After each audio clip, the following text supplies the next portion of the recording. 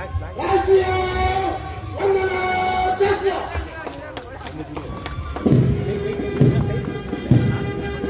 ಮಾನ್ಯ ಪೊಲೀಸ್ ವರಿಷ್ಠಾಧಿಕಾರಿಗಳು,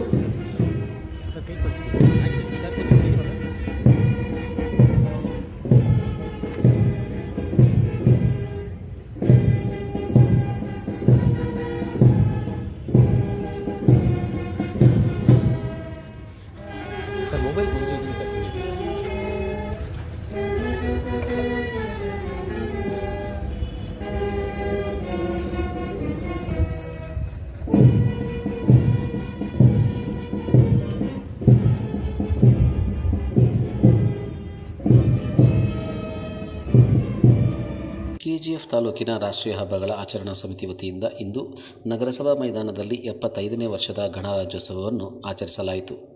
ಈ ಕಾರ್ಯಕ್ರಮದಲ್ಲಿ ಕ್ಷೇತ್ರದ ಶಾಸಕಿ ಶ್ರೀಮತಿ ರೂಪಕಲಾ ಎಂ. ಶಶಿಧರ್, ತಹಸೀಲ್ದಾರ್ ಶ್ರೀಮತಿ ನಾಗವೇಣಿ, ಪೊಲೀಸ್ ವರಿಷ್ಠಾಧಿಕಾರಿಗಳಾದ ಕೆಎಂ ಶಾಂತರಾಜು, ಪೌರಾಯುಕ್ತರಾದ Pavan Kumar, EO Manjunath Harti, CDPO Rajesh, BEO Munivenkataramachari, DYSP Panduranga, ಸರ್ಕಾರಿ ನೌಕರರ ಸಂಘದ ಅಧ್ಯಕ್ಷರಾದ ನರಸಿಂಹಮೂರ್ತಿ, ವಿವಿಧ ಇಲಾಖೆಗಳ ಅಧಿಕಾರಿಗಳು ಹಾಗೂ ಸಿಬ್ಬಂದಿ ಹಾಜರಿದ್ದರು. ಈ ವೇಳೆ ವಿವಿಧ ಕ್ಷೇತ್ರಗಳಲ್ಲಿ ವಿಶೇಷ ಸಾಧನೆ ಮಾಡಿದ ಸಾಧಕರನ್ನು ಸನ್ಮಾನಿಸಿ ಗೌರವಿಸಲಾಯಿತು. ಅವರು ತೆರೆದ ಜೀಪಿನಲ್ಲಿ ಎಲ್ಲ ಪಥಸಂಚಲನದ ತಂಡಗಳನ್ನು ವೀಕ್ಷಿಸಲಿದ್ದಾರೆ.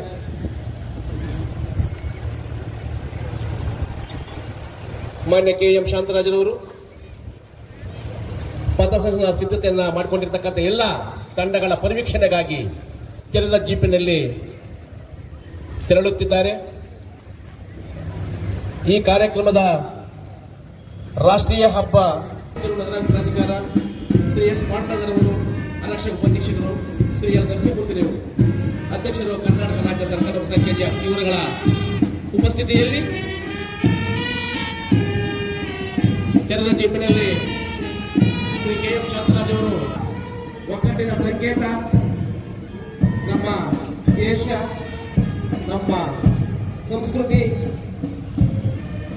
ಪೊಲೀಸ್ ಶ್ರೀ ಯಮನಪ್ಪನವರು, RSI KGF ಇವರು ವೇದಿಕೆಗೆ ಗೌರವವನ್ನು ಸಲ್ಲಿಸುತ್ತಾ ತಮ್ಮ ಕವಾಯತಿನ ಸಾಲಿನಲ್ಲಿ ಮುನ್ನಗ್ಗಿ ಬರುತ್ತಿದ್ದಾರೆ. ಸಿವಿಲ್ ಪೊಲೀಸ್ ಪುರುಷರು ಶ್ರೀ ಗುರುರಾಜ್ ಚಿಂತಕಲ್ PSI ಮಹಿಳೆಯರ ಅಂಗವಾಗಿ ಮುನ್ನಡೆಸುತ್ತಾ ಇಡೀ ತಂಡವನ್ನು ಮುನ್ನಡೆಸುತ್ತಾ ಮುನ್ನಗ್ಗಿ ಬರುತ್ತಿದ್ದಾರೆ. ಸಿವಿಲ್ ಪೊಲೀಸ್ ಮಹಿಳೆಯರು ಶ್ರೀಮತಿ ವಿದ್ಯಶ್ರೀ, ಹೋಂಗಾರ್ಡ್ ಪುರುಷರು ಶ್ರೀ ಮಂಜುನಾಥ್ ಎಸ್ ಇವರು ವೇದಿಕೆಗೆ ಗೌರವವನ್ನು ಸಲ್ಲಿಸುತ್ತಾ ತಮ್ಮ ತಂಡದೊಂದಿಗೆ ಮುನ್ನಡೆಯುತ್ತಿದ್ದಾರೆ. ಹೋಂಗಾರ್ಡ್ ಮಹಿಳೆಯರು ಶ್ರೀಮತಿ ತಿರುಪವ ಮೇರಿ ತನ್ನ ತಂಡದೊಂದಿಗೆ ಗೌರವವನ್ನು ಸೂಚಿಸುತ್ತಾ ಮುನ್ನಡೆದು NCC ಬಾಲಕರು ಸರ್ಕಾರಿ ಪ್ರಥಮ ದರ್ಜೆ ಕಾಲೇಜು ರಾಬರ್ಟ್ಸನ್ ಪೇಟೆ ಕುಮಾರ ಶಯನ್ ರೆಡ್ಡಿ ಎಲ್ ಇವರು ಸಹ ತಮ್ಮ ತಂಡದೊಂದಿಗೆ ಮುನ್ನಡೆಗಿ ಈ ದಿನದ ಗಣರಾಜ್ಯ ದಿನಾಚರಣೆಗೆ ಹೆಮ್ಮೆಯನ್ನು ಸೂಚಿಸುತ್ತಾ ಮುನ್ನಡೆಯುತ್ತಿದ್ದಾರೆ. NCC ಬಾಲಕರು ಸರ್ಕಾರಿ ಪ್ರಥಮ ದರ್ಜೆ ಕಾಲೇಜು ರಾಬರ್ಟ್ಸನ್ ಪೇಟೆ ಬಾಲಕಿಯರ ಸರ್ಕಾರಿ ಪ್ರಥಮ ದರ್ಜೆ ಕಾಲೇಜು ರಾಬರ್ಟ್ಸನ್ ಪೇಟೆ ಕುಮಾರಿ ಅಭಿಕೀರ್ತಿ ರೆಡ್ಡಿ ಇವರು ಸಹ ತಮ್ಮ ತಂಡವನ್ನು ಪ್ರತಿನಿಧಿಸಿ ಮುನ್ನುಗ್ಗುತ್ತಿದ್ದಾರೆ. NCC ಬಾಲಕರು ಕುಮಾರ ಸಂಜಯ್ ನಮ್ಮ ತಂಡದೊಂದಿಗೆ ತಮ್ಮ ಗೌರವವನ್ನು ಸಲ್ಲಿಸುತ್ತಿದ್ದಾರೆ.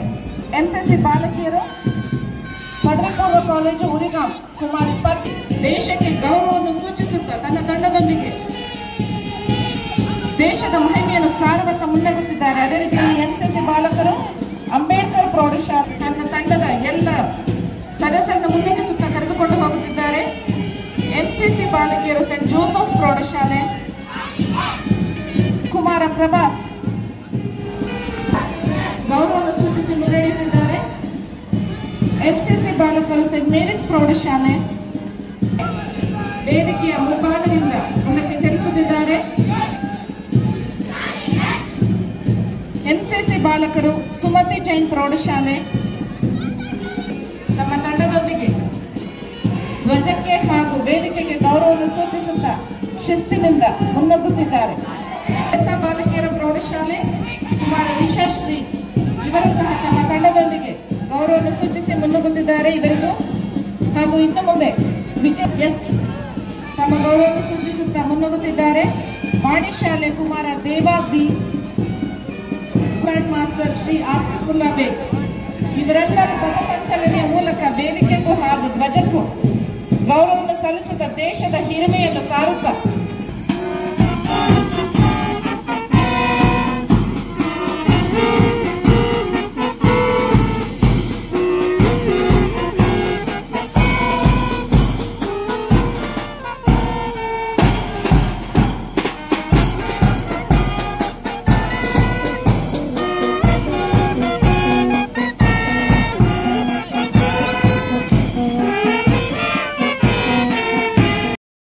ಮೇಡಮ್ ರವರೇ ಹಾಗೂ ವೇದಿಕೆಗಳಿರುವ ಎಲ್ಲ ಇತರೆ ಗಣ್ಯರೇ, ಅಧಿಕಾರಿಗಳೇ, ವೇದಿಕೆ ಮುಂಭಾಗದಲ್ಲಿರುವ ಎಲ್ಲ ವಿದ್ಯಾರ್ಥಿಗಳೇ ಹಾಗೂ ಈ ಕಾರ್ಯಕ್ರಮಕ್ಕೆ ಬಂದಿರತಕ್ಕಂಥ ಎಲ್ಲ KGF ನಾಗರಿಕರೇ ಮತ್ತು ಪತ್ರಿಕಾ ಮಾಧ್ಯಮದವರೇ, ನಾವು ಜನವರಿ 26 ಪ್ರತಿ ವರ್ಷ ಗಣರಾಜ್ಯೋತ್ಸವ ದಿನವನ್ನಾಗಿ ಆಚರಿಸ್ತೇವೆ.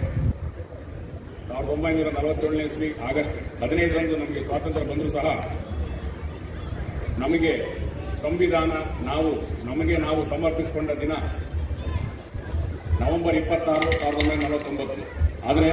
ಅಂದರೆ ಏನು ಅರ್ಥ ಆಗಿದೆ ಅಂತ ಹೇಳಿದ್ರೆ, ಸ್ವಾತಂತ್ರ್ಯ ಬಂದ ಸಂದರ್ಭದಿಂದಲೂ ಸಹ ನಮ್ಮ ದೇಶಕ್ಕೆ ನಮ್ಮದೇ ಆದ ಒಂದು ಸಂವಿಧಾನವನ್ನು ರಚಿಸಲು ಅಂದಿನ ಪ್ರಮುಖ ನಾಯಕರು, ಎಲ್ಲ ಮಹಾನ್ ಮಾನವತಾವಾದಿ ಡಾಕ್ಟರ್ BR ಅಂಬೇಡ್ಕರ್ ಅವರ ನೇತೃತ್ವದಲ್ಲಿ ಸಂವಿಧಾನ ರಚನಾ ಸಮಿತಿ ಮಾಡಿದ್ರು. ಸೊ ಅವರು ಎಲ್ಲರೂ ಸಹಿತ ಬಹಳ ಡೆಲಿಬ್ರೇಷನ್ಸ್ ಅಂದರೆ ಬಹಳ ಚರ್ಚೆಗಳನ್ನು ಮಾಡಿ ಯಾವ ರೀತಿ ಇರಬೇಕು ನಮ್ಮ ಸಂವಿಧಾನ, ನಾವು ಯಾವ ರೀತಿ ನಮ್ಮ ದೇಶವನ್ನು ನಾವು ಮುನ್ನಡೆಸಿ ಹೋಗಬೇಕು ಅನ್ನೋ ಬಗ್ಗೆ ಒಂದು ಲಿಖಿತ ಸಂವಿಧಾನವನ್ನು ತಯಾರಿಸಲು ಬಹಳ ಶ್ರಮಪಟ್ಟರು. ಇದಕ್ಕೆ ಸಂವಿಧಾನ ಕಾನ್ಸ್ಟಿಟ್ಯೂಯೆಂಟ್ ಅಸೆಂಬ್ಲಿ ನಾವು ಹೇಳ್ತೀವಿ, ಕಾನ್ಸ್ಟಿಟ್ಯೂಯೆಂಟ್ ಅಸೆಂಬ್ಲಿ ಅಂತ, ಅದು 9 ಡಿಸೆಂಬರ್ 1946ನೇ ಇಸ್ವಿಯಲ್ಲಿ ಪ್ರಥಮವಾಗಿ ಅದು ಸಭೆ ಸೇರುತ್ತೆ. ಸ್ವಾತಂತ್ರ್ಯ ಬಂದ ನಂತರ ಸಂವಿಧಾನ ರಚನೆ ಬಗ್ಗೆ ಬಹಳಷ್ಟು ವೇಗ ಪಡ್ಕೊಂಡು ಬಹಳಷ್ಟು ಚರ್ಚೆಗಳಾದ ನಂತರ ನವೆಂಬರ್ 26, 1949ನೇ ಇಸ್ವಿಗೆ ನಾವು ಸಂವಿಧಾನವನ್ನು ಅಡಾಪ್ಟ್ ಮಾಡ್ಕೊತೀವಿ. ನಮ್ಮ ದೇಶವನ್ನು ಗಣರಾಜ್ಯವನ್ನಾಗಿ ನಾವು ಘೋಷಣೆ ಮಾಡಿಕೊಂಡು ಗಣರಾಜ್ಯೋತ್ಸವ ದಿನವನ್ನು ಜನವರಿ 26, 1950ನೇ ಇಸ್ವಿಯಲ್ಲಿ ಮಾಡ್ತಾರೆ. ಅಂದು ಪ್ರಥಮ ರಾಷ್ಟ್ರಪತಿಯಾಗಿ ಡಾಕ್ಟರ್ ರಾಜೇಂದ್ರ ಪ್ರಸಾದ್ ಅವರು ಅಧಿಕಾರ ತಗೋತಾರೆ. ಸೊ ಈ ಥರ ನಮ್ಮ ಗಣರಾಜ್ಯೋತ್ಸವವನ್ನು ನಮಗೆ ನಾವೇ ಪ್ರಜೆಗಳಿಗೋಸ್ಕರ, ಪ್ರಜೆಗಳಿಗಾಗಿ ಅಂತ ಏನು by the people, for the people, to the people ಅಂತ ಏನು ಹೇಳ್ತೀವಿ, ಇದನ್ನು ನಾವು ಎಲ್ಲ ಮಾಡೋದು ನಮ್ಮ ಸಮಸ್ತ ಜನರಿಗೋಸ್ಕರ. ಎಲ್ಲ ವ್ಯವಸ್ಥೆಗಳು, ಎಲ್ಲ ಏನು ಇಲ್ಲಿ ಆಚರಣೆ ಇರ್ಬೋದು, ಎಲ್ಲ ಕಾನೂನುಗಳು ಎಲ್ಲದೂ ಸಹಿತ ಸಂವಿಧಾನದ ಆಶಯದಂತೆ ಬಂದಿದೆ. ಹಿಂದಿನ ವರ್ಷಗಳಲ್ಲಿ ಸ್ವಾತಂತ್ರ್ಯ ಪೂರ್ವದಲ್ಲಿ ಬಹಳಷ್ಟು ಜನ ಸ್ವಾತಂತ್ರ್ಯಕ್ಕಾಗಿ ಹೋರಾಟಿ ತಮ್ಮ ಜೀವನವನ್ನು ಬಲಿ ಕೊಟ್ಟು, ತಮ್ಮ ಜೀವನವನ್ನು ತ್ಯಾಗ ಮಾಡಿ, ಬಹಳಷ್ಟು ಅವರು ಹೋರಾಟ ಮಾಡಿ ಈ ಸ್ವಾತಂತ್ರ್ಯವನ್ನು ತಂದುಕೊಟ್ಟಿರ್ತಾರೆ. ನಂತರ ಮಹಾನ್ ಗಣ್ಯರು ಸಂವಿಧಾನವನ್ನು ಒಂದು ರಚನೆ ಮಾಡಿ ಆ ಸಂವಿಧಾನವನ್ನು ನಮಗೆ ನೀಡಿದ್ದಾರೆ. ಆ ಸಂವಿಧಾನದ ಆಶಯದಂತಲೇ ಎಲ್ಲ ನಡೀತಾ ಇದೆ. ಎಲ್ಲ ಕಾನೂನುಗಳು, ಎಲ್ಲ ನಮ್ಮ ಕೆಲಸ ಕಾರ್ಯಗಳು, ಹೊಸ ಕಾನೂನುಗಳು ಬರೋದೆಲ್ಲ ಸಂವಿಧಾನದ ಆಶಯದಂತೆ ಇರ್ತದೆ. ಹಾಗಾಗಿ ಸಂವಿಧಾನ ಅನ್ನೋದು ನಮಗೆ ಒಂದು ಪವಿತ್ರವಾದ ಗ್ರಂಥ. ಅದ್ರ ಪ್ರಕಾರ ಎಲ್ಲ ನಾವು ಸಂವಿಧಾನದ ಆಶಯದಂತೆ ನಮ್ಮ ಜೀವನನ ನಾವು ಸಾಗಿಸ್ಕೊಂಡು ಹೋಗಬೇಕು. ಅದೇ ಥರ ಸಂವಿಧಾನದಲ್ಲಿ ಆರ್ಟಿಕಲ್ 12ರಿಂದ ಆರ್ಟಿಕಲ್ 35 ತನಕ ಫಂಡಮೆಂಟಲ್ ರೈಟ್ಸ್, ಮೂಲಭೂತ ಹಕ್ಕುಗಳು ಅಂತ ಕೊಟ್ಟಿದ್ದಾರೆ. ಎಲ್ಲರೂ ಕಾನೂನಿನ ಮುಂದೆ ಸಮಾನರು. ಭಾಳಷ್ಟು ಅದು ನಮ್ಮ ವಿದ್ಯಾರ್ಥಿಗಳಾಗಿ ನೀವೇನಿದ್ದೀರಾ ಸಂವಿಧಾನದ ಆಶಯಗಳನ್ನು ತಿಳ್ಕೋಬೇಕು. ಪ್ರಿಯಾಂಬಲ್ ಆಫ್ ದಿ ಕಾನ್ಸ್ಟಿಟ್ಯೂಷನ್ ಬಗ್ಗೆ ನೀವು ತಿಳ್ಕೋಬೇಕು. ಕಾನ್ಸ್ಟಿಟ್ಯೂಷನಿಂದ ನಮಗೆ ಏನೆಲ್ಲ, ಸಂವಿಧಾನದಿಂದ ನಮಗೆ ಏನೆಲ್ಲ ಉತ್ತಮವಾದ ಇವತ್ತು ನಾವು ಏನು ನಮ್ಮ ಸ್ವಾತಂತ್ರ್ಯವನ್ನು ಅನುಭವಿಸ್ತಾ ಇದ್ದೀವಿ ಅಥವಾ ಏನು ಈ ದಿನ ಸೌಲಭ್ಯಗಳನ್ನು ಪಡಿತಾ ಇದ್ದೀವಿ, ಎಲ್ಲದೂ ಸಹಿತ ಆ ಒಂದು ಸಂವಿಧಾನದ ಕೊಡುಗೆ ಅನ್ನೋದನ್ನು ನಾವು ಯಾವತ್ತೂ ಮರಿಬಾರದು. ಅದೇ ರೀತಿ ಈ ಸಂವಿಧಾನವನ್ನು ರಚಿಸುವಲ್ಲಿ ಮಹತ್ ಕಾರ್ಯ ನಿರ್ವಹಿಸಿದ ಎಲ್ಲ ಗಣ್ಯರಿಗೆ ಈ ಸಂದರ್ಭದಲ್ಲಿ ನಾನು ಸ್ಮರಿಸುತ್ತಾ, ಅವರ ತ್ಯಾಗ ಕೊಡುಗೆಗಳಿಗೆ ನಮಸ್ಕರಿಸುತ್ತಾ, ಅವರ ಸಂವಿಧಾನ ರಚನೆಯಲ್ಲಿ ಇದ್ದಂಥ ಆಶಯಗಳನ್ನು ನಾವು ಯಾವತ್ತೂ ಆಚರಣೆಗೆ ತರಬೇಕು. ಅದನ್ನು ಯಾವತ್ತೂ ನಾವು ಪಾಲಿಸ್ಕೊಂಡು ಹೋಗಬೇಕು.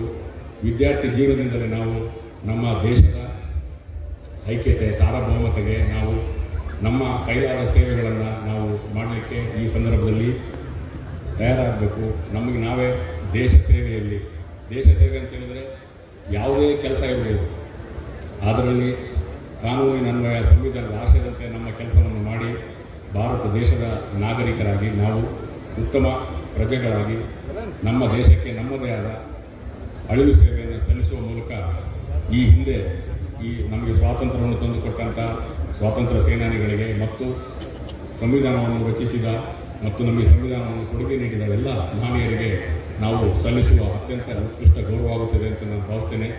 ಎಲ್ಲರಿಗೂ ಸಹಿತ ಮತ್ತೊಮ್ಮೆ 75ನೇ ಗಣರಾಜ್ಯೋತ್ಸವದ ಹಾರ್ದಿಕ ಶುಭಾಶಯಗಳು. ಈ ವೇದಿಕೆಯಲ್ಲಿ ಮಾತಾಡಲಿಕ್ಕೆ ಅವಕಾಶ ಮಾಡಿಕೊಟ್ಟಂಥ ಮಾನ್ಯ MLA ಮೇಡಮ್ ಅವರಿಗೆ ಹಾಗೂ ತಾಲೂಕಾಡಳಿತದವರಿಗೆ ಧನ್ಯವಾದಗಳನ್ನು ಸಲ್ಲಿಸ್ತಾ ನನ್ನ ಈ ಒಂದು ಕಿರು ಮಾತುಗಳನ್ನು ಮುಗಿಸ್ತೇನೆ. ಜೈ ಹಿಂದ್, ಜೈ ಕರ್ನಾಟಕ, ಜೈ ಭಾರತ್. BR ಅಂಬೇಡ್ಕರ್ ಅವರನ್ನ ಮತ್ತೆ ಅವರ ಜೊತೆಯಲ್ಲಾಗಿ ಕರ್ನಾಟಕದ ಮಹನೀಯರಾಗಿರುವಂತಹ BD ಜತ್ತಿ ಅವರನ್ನ ಮತ್ತೆ ಮೊದಲನೇ ಮುಖ್ಯಮಂತ್ರಿ ಆಗಿರುವಂತಹ KC ರೆಡ್ಡಿ ಅವರನ್ನ, S ನಿಜಲಿಂಗಪ್ಪ ಅವರನ್ನ, ಅವರಿಗಿರುವಂತಹ ಕಾಳಜಿಯಿಂದ ಸಂವಿಧಾನ ರಚನೆಯಲ್ಲಿ ನಮ್ಮ ಕರ್ನಾಟಕದ ನಾಯಕರ ಪಾತ್ರವನ್ನ ಕೂಡ ಹೆಮ್ಮೆಯಿಂದ ನೆನೆಯುವಂತ ದಿನ ಇದಾಗಿರುತ್ತೆ. ಸಂವಿಧಾನ ಹಾಗೆ ಮಾಡಲಿಲ್ಲ. ಇಲ್ಲಿ ಎಷ್ಟು ರಾಷ್ಟ್ರಗಳಿದಾವೆ ಇಡೀ ದೇಶದಲ್ಲಿ, ಇಡೀ ಪ್ರಪಂಚದಲ್ಲಿ ಎಷ್ಟು ರಾಷ್ಟ್ರಗಳಿದಾವೆ, 220 ಇರ್ಬೋದು, ಅದಕ್ಕಿಂತ ಜಾಸ್ತಿ ಇರ್ಬೋದು ಸ್ವತಂತ್ರವಾಗಿರುವಂತಹ ರಾಷ್ಟ್ರಗಳು. ಎಲ್ಲೂ ಕೂಡ ರಿಟರ್ನ್ ಕಾನ್ಸ್ಟಿಟ್ಯೂಷನ್ ಇಲ್ಲ. ಬರೀ ಭಾರತದಲ್ಲಿ ಮಾತ್ರ ಪವಿತ್ರವಾಗಿರುವಂತಹ ರಿಟರ್ನ್ ಕಾನ್ಸ್ಟಿಟ್ಯೂಷನ್ ಇದೆ. ಅದು ಎಷ್ಟು ಯೋಗ್ಯವಾಗಿದೆ ಅನ್ನುವಂಥದ್ದನ್ನ ಪ್ರಪಂಚದ ಎಲ್ಲ ಸಂವಿಧಾನಗಳಿಗೂ ನೋಡಿದಾಗ ನಮ್ಮ ಸಂವಿಧಾನಕ್ಕೆ, ನಮ್ಮ ಕಾನ್ಸ್ಟಿಟ್ಯೂಷನ್ಗೆ ಅದಕ್ಕೆ ಆಗಿರುವಂತಹ ಗೌರವ, ಮಾನ್ಯತೆ ಮತ್ತೆ ಅದಕ್ಕೆ ಆಗಿರುವಂತಹ ಘನತೆ ಕೂಡ ಇದೆ ಅಂತ ಹೆಮ್ಮೆಯಿಂದ ಹೇಳಲಿಕ್ಕೆ ಇಷ್ಟಪಡ್ತೀನಿ. ಸಮಾಜದಲ್ಲಿ ಸಾಮಾಜಿಕ ಪಿಡುಗುಗಳಾಗಿರುವಂತಹ ಕೋಮುವಾದ, ಜಾತೀಯತೆ, ನಿರುದ್ಯೋಗ, ಅಸ್ಪೃಶ್ಯತೆ ಇವುಗಳನ್ನ ಹೋಗಡಿಸಲು ಕಾನೂನನ್ನ ರಚಿಸಬೇಕಾಯಿತು. ಆದ್ರೆ ಮತ್ತೆ ಸಮಾಜದಲ್ಲಿ ಜಾತೀಯತೆ ತಲೆ ಎತ್ತದೇ ಇರೋಂಗೆ, ಭ್ರಷ್ಟಾಚಾರ ತಾಂಡವ ಆಡದೇ ಇರೋಂಗೆ ನಮ್ಮಲ್ಲಿ ನಾವು ಅಂತ ವಾತಾವರಣ ನಿರ್ಮಾಣ ಮಾಡ್ಬೇಕಂದ್ರೆ ನಮ್ದು ಎಷ್ಟು ಜವಾಬ್ದಾರಿ ಇರುತ್ತೋ ಪ್ರಜೆಗಳದ್ದು ಅಷ್ಟೇ ಜವಾಬ್ದಾರಿ ಇರುತ್ತೆ ಅನ್ನುವಂಥದ್ದನ್ನ ನಾವು ಮರಿಬಾರ್ದು. ನಮ್ಮ ಡ್ಯೂಟೀಸ್ ಏನು, ರೆಸ್ಪಾನ್ಸಿಬಿಲಿಟೀಸ್ ಏನು, ರೈಟ್ಸ್ ಏನು ಅಂತ ತಿಳ್ಕೊಳ್ಳುವಂತ ಸಂದರ್ಭದಲ್ಲಿ ಪ್ರತಿಯೊಬ್ರು ನಮ್ಮ ರೈಟ್ಸ್ ಏನಿದೆ, ನನ್ನ ರೈಟ್ಸ್ ಏನಿದೆ ಅನ್ನುವಂಥ ವಿಚಾರವಾಗಿ ನಾವು ಕಾಳಜಿ ವಹಿಸ್ತೀವಿ. ಅದೇ ರೀತಿ ನಮ್ಮ ಡ್ಯೂಟೀಸ್ ಏನು, ರೆಸ್ಪಾನ್ಸಿಬಿಲಿಟೀಸ್ ಏನು ಅನ್ನುವಂಥ ವಿಚಾರ ಬಂದಾಗ ನಮಗೆ ಅದ್ರ ಬಗ್ಗೆ ಬಹಳ ಹೆಮ್ಮೆಯಿಂದ, ಜವಾಬ್ದಾರಿಯಿಂದ ನಡ್ಕೊಳ್ಳೋ ಅಂತ ಪ್ರಜ್ಞಾವಂತ, ವಿಚಾರವಂತ, ನಾವು ಆ ರೀತಿಯ ಆಲೋಚನೆ ಇರುವಂತ ಪ್ರಜೆಗಳಾಗಬೇಕು ಅನ್ನುವಂತ ಆಲೋಚನೆ ನಂದಾಗಿರುತ್ತೆ. ನಮ್ಮ ರಾಜ್ಯ ಸರ್ಕಾರ ಕೂಡ ಕೆಲವೊಂದು ಕಾರ್ಯಕ್ರಮಗಳನ್ನ ಜವಾಬ್ದಾರಿ ಚುನಾವಣೆ ಸಂದರ್ಭದಲ್ಲಿ ಅಥವಾ ಚುನಾವಣೆ ತದನಂತರ ದಿನಗಳಲ್ಲಿ ಪ್ರತಿಯೊಬ್ಬ ಬಡ ಕುಟುಂಬಗಳನ್ನ, ರೈತರನ್ನ, ಕಾರ್ಮಿಕರನ್ನ, ಜನಸಾಮಾನ್ಯರನ್ನ ರಕ್ಷಣೆ ಮಾಡುವಂತ ಹಿತದೃಷ್ಟಿಯಿಂದ ಕೆಲವೊಂದು ಒಳ್ಳೆಯ ಗ್ಯಾರಂಟಿ ಪ್ರೋಗ್ರಾಮ್ಗಳನ್ನ ಕೊಡ್ತಾ ಬರ್ತಾರೆ. ಆ ಗ್ಯಾರಂಟಿ ಪ್ರೋಗ್ರಾಮ್ಗಳು ಯಶಸ್ವಿಯಾಗಿ ಅನ್ನಭಾಗ್ಯ, ಗೃಹ ಜ್ಯೋತಿ, ಗೃಹಲಕ್ಷ್ಮಿ ಎಲ್ಲ ಕಾರ್ಯಕ್ರಮಗಳು ಕೊಡ್ತಾ ಬರ್ತಾ ಮತ್ತೆ ಯುವಕರಲ್ಲೂ ಕೂಡ ಸ್ಫೂರ್ತಿ ತುಂಬಲಿಕ್ಕೆ, ಅವರಲ್ಲಿ ಓದಿನಲ್ಲಿರುವಂತಹ ಆಸಕ್ತಿಗೆ ಹೆಚ್ಚಿನ ಪ್ರೋತ್ಸಾಹದಾಯಕವಾಗಿರುವಂತಹ ಅವಕಾಶಗಳನ್ನ ಕಲ್ಪಿಸಬೇಕು ಅನ್ನುವಂಥ ದೂರದೃಷ್ಟಿಯಿಂದ ಅವರಿಗೂ ಕೂಡ ಯುವ ನಿಧಿ ಅನ್ನುವಂಥ ಕಾರ್ಯಕ್ರಮನ ತಗೊಂಡು ಬಂದು ಯಾರು ಡಿಗ್ರಿ ಓದ್ತಾ ಇರ್ತಾರೆ, ಡಿಗ್ರಿ ಓದಿ ಮುಗಿಸಿರ್ತಾರೆ ಅಂತವರಿಗೆ 3,000, ಯಾರು ITI ಮಾಡ್ತಾ ಇರ್ತಾರೆ, ಡಿಪ್ಲೊಮಾ ಮಾಡ್ತಾ ಇರ್ತಾರೆ ಅಂತ ಯುವಕರಿಗೆ 1,500 ಅನುದಾನನ ನೇರವಾಗಿ ಅವರ ಅಕೌಂಟ್ಗೆ ಬರುವಂತ ಇಂಥ ಯಶಸ್ವಿ ಕಾರ್ಯಕ್ರಮಗಳನ್ನ ಮಾಡುವಂತದ್ರಲ್ಲಿ ದೂರದೃಷ್ಟಿಯಿಂದ ಸರ್ಕಾರ ಮುನ್ನಡೆಯುವಂತ ಪ್ರಯತ್ನ ಮಾಡೋದ್ರಲ್ಲಿ ದಯವಿಟ್ಟು ಜಿಲ್ಲೆಯವರು ಪೂರ್ವ ಕಾರ್ಮಿಕರು ಬರಬೇಕಾಗಿ ವಿನಂತಿಸ್ತಾ ಇದ್ದೀವಿ.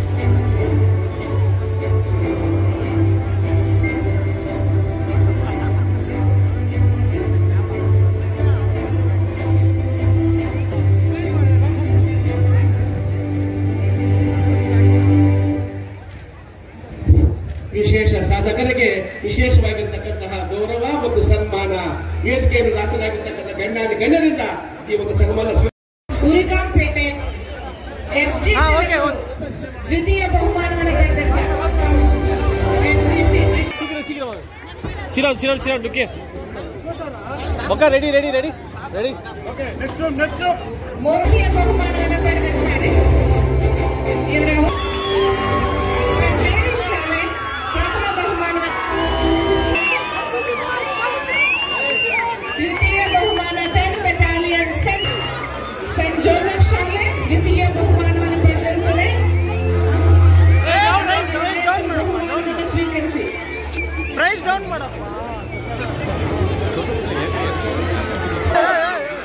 ತೃತೀಯ ಬಹುಮಾನವನ್ನು ಪಡೆದಿದ್ದಾರೆ.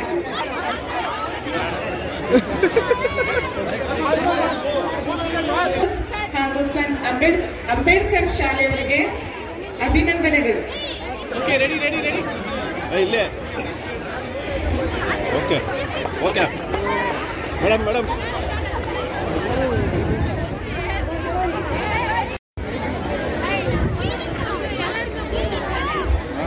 ಓಕೆ. ಮೊದಲನೇ ಬಹುಮಾನ ಅವರ ಚಪ್ಪಾಳೆಯೊಂದಿಗೆ ಅವರನ್ನು ಗೌರವಿಸೋಣ. ಅದ್ಭುತ ಸರ್. ಶಿಕ್ಷಕಿಯರು, ಆ ಶಾಲೆಯ ಶಿಕ್ಷಕಿಯರು, ತರಬೇತಿದಾರರು ಎಲ್ಲರಿಗೂ ಕೂಡ ನಾವು ಅಭಿನಯಿಸ್ತಾ ಇದ್ದೀವಿ.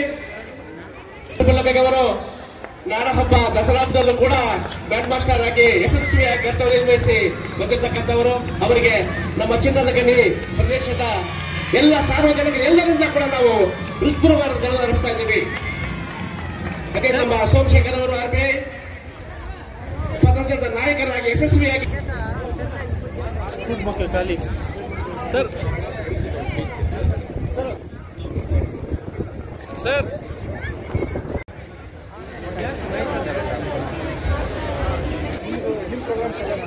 Okay ready.